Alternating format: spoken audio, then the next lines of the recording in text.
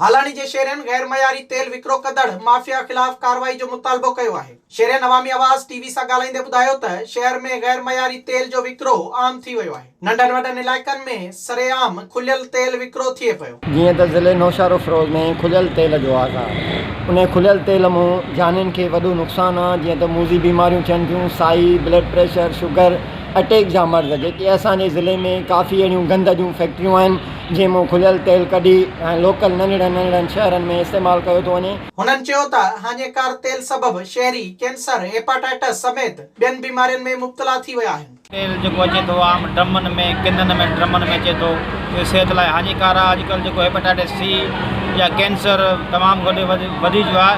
इहो इहे ई कारण जो सफ़ाई जो ख़ासि ख़्यालु न आहे। ऐं जेके आम तेल खुलियल ड्रमनि में जेको अचे थो, इहो सफ़ा माना बेकार क़िस्म जो तेल आहे। इहो आम दुकान ते हले थो। ॿारनि जे स्पेशलिस्ट डॉक्टर अब्दुल्ला मेमून जो चवणु हो त गैर मयारी तेल सबबि ॿारनि जी सिहत ते तमामु घणो असर पवे थो। तंहिं करे मयारी कंपनीअ जो तेल इस्तेमालु कयो वञे।